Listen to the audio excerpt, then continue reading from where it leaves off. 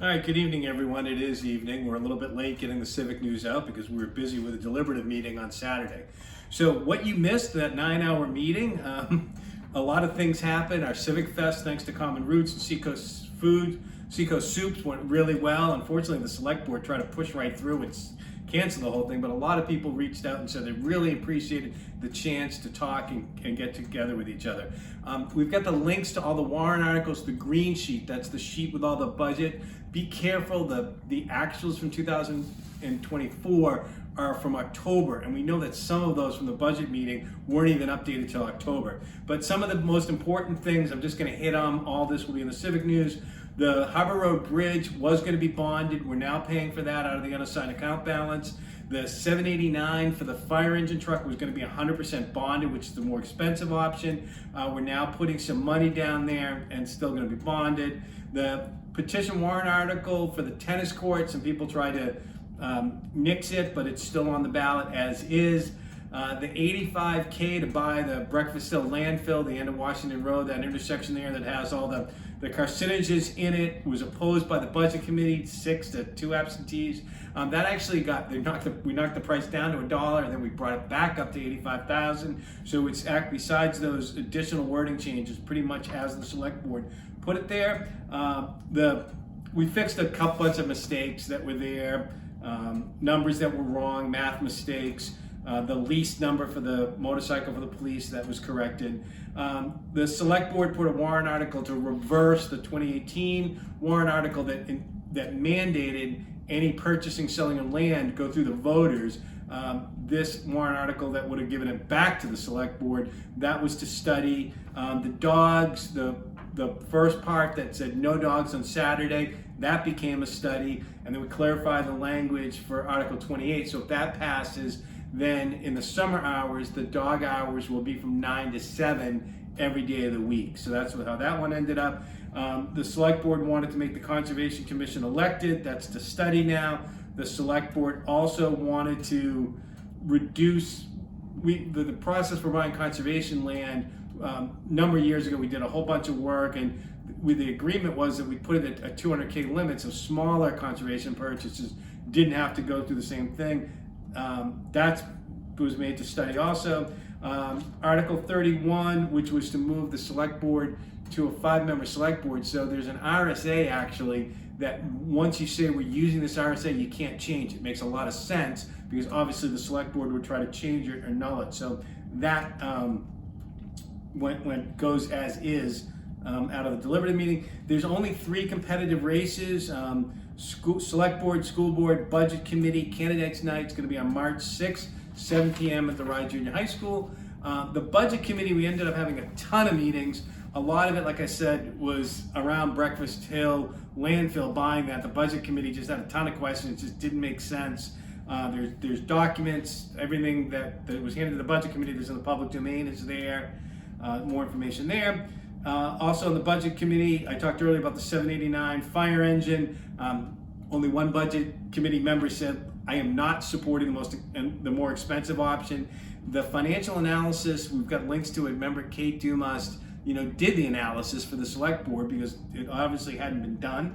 Also in the budget committee, turns out that if you're a commissioner or a select board, you can't be a member at large. Scott Marion's been serving as an elected member on the budget committee. He should have been doing that. One of the members was questioning, why didn't anyone in the town attorney do something about that years ago? But so he finally stepped down. We had the Civic League annual meeting on Thursday, so going over the budgets. If you don't understand where your 2024 taxes come, how they're calculated, we start off with that. We go through the warrants, we talk about the budgets. That's posted, there's been links. We'll update it now with some of the information. I just haven't got to that yet. The select board did approve 2 solar panel grants, one for $79,000 for the safety building, and the DPW director got a really good quote to just replace the part of the roof that needs to be, and then the other grant for $46,000 for recreation. The Rye Water District meeting, we had the budget meeting. The new director there has saved the Rye Water District a ton of money. So with all of that extra money, the Rye Water District is not only buying down taxes, but many of the warrant articles are coming from the unassigned account balance, from all the savings from his suggestions. The draft master plan, the planning board and some of the members of the master steering plan committee, they've had 6, 7, 8 hours of meeting the last week or so to try to incorporate all the comments from other planning board members in the Rye Water District. The game plan now is to have on February 18th at the planning board meeting, because there's really only, I think, one thing on the agenda, to give the public a chance to chime in. But it's really, people got to be succinct, to the point, here's my comment, and so hopefully that will go well on the 18th. And then speaking back again to the budget committee meeting, Genesee Beach Village District didn't show. So the budget committee didn't get a budget to do. So if you live in the Genesee Beach Village District, that's why the budget committee didn't act, because no one showed up with a budget. All right, so stick around. You're gonna not hear about this fire. You're gonna hear all about some of the things that have been in Rye that we've lost, and Alex is gonna walk you through of it. All right, so here's Alex and some of the things that have gone from Rye. Good evening, everybody. Sitting here by a warm turf fire. Well, it would be turf if we were in Ireland. I thought for February we would talk about lost Rye, some of the things, the places, buildings that we have lost over time. But before that, what we should acknowledge is all that hasn't been lost. And the Rye Advocates have certainly documented that. Over 317 buildings in this town built before 1905. So we're very fortunate they have not been torn down or burned down, which is usually what happens. So I just want to talk about a sampling of what we've lost over time. Obviously, at one time there were a lot of buildings from the 1600s. Right now in Rye, we have one left, and that's the Wallace Farm at Brackett at Wallace Road, and that's about circa 1690. It's the only house from the 1600s left. And obviously, there have been many fires, documented and undocumented, we don't know about. A lot of buildings burn down early or fall down. They just build another house later on the same foundation. So we have a lot of that. So just maybe a few samples from the 1900s. This was a wonderful store.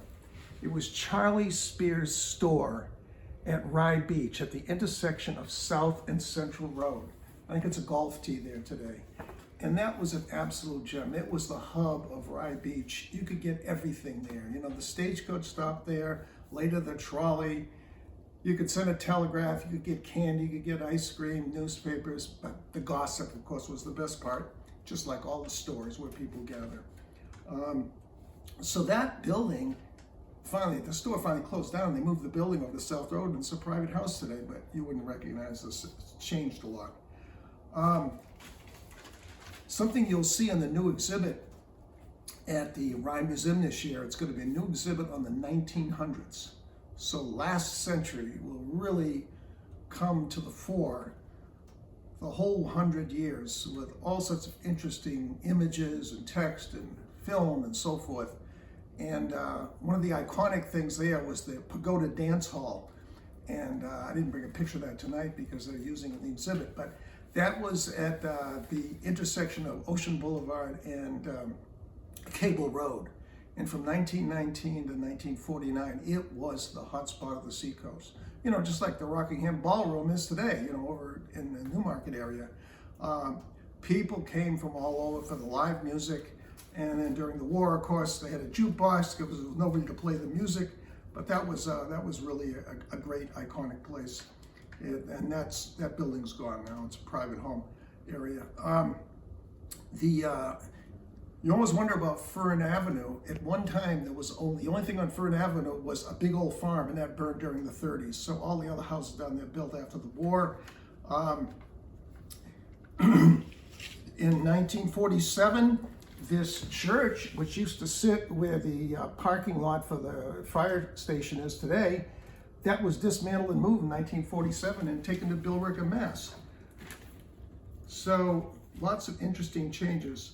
Now, going into 1959-60, we had two tragic fires. We lost the Third Congregational Church in 59, and then the Ocean Wave Hotel in 1960. So 2 in a row there. And then, of course, in 1975, we lost the Great Farragut Hotel. And that's just a small aerial view of it. Many of you have seen this. We've talked about it before, but it just gives you another sample there. That could have been saved. If they saved the Wentworth, they could have saved the Farragut, but it was a tough economic decade. Going ahead 20 years, this one definitely was a shame.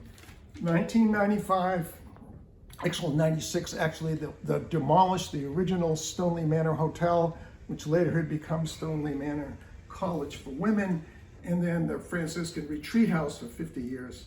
That was a real loss. That building was solid. There was nothing wrong with it. It's just unfortunate it couldn't have been reused. So that brings us up to something that's in my pocket.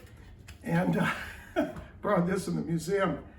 This is a painting of an incredibly beautiful, elegant farmhouse on Wentworth Road. And it was one of those houses that wasn't owned by an individual.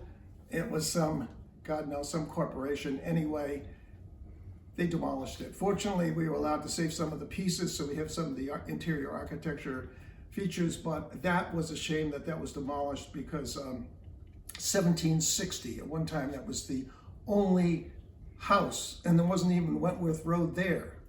It was accessed only by water. So a lot of interesting things. And then within the last 10, 15 years, you think about the iconic South Central Road, South Schoolhouse was lost, and then a couple of historic houses down on South and Woodlawn, and the Free House. Everybody's wondering what happened to that Free House. Well, it was dismantled and moved, and it was used, the pieces were used to restore a barn in Sandown. So it wasn't rebuilt as a house. That was the aim, but they weren't able to do that. Now, of course, everybody remembers the apartment house in the 1810 apartment house in Rice Center, and ideally that should have been dismantled and saved in the same way. It needed to be moved, but it was unfortunately had to be demolished. Sorry to bring that up again. That's a sore subject, I know. And then most recent fire, which is really sad, it was really wonderful that the Murphy family saved the Rand Lumber Company barn. Rand's was here from 1910 to 2012, and then they saved the barn when they had the development there. But tragically, that burned down late last year. And so that gives you a sampling of what we've lost in town, but we're fortunate that we still have so many of our iconic buildings. Thank you.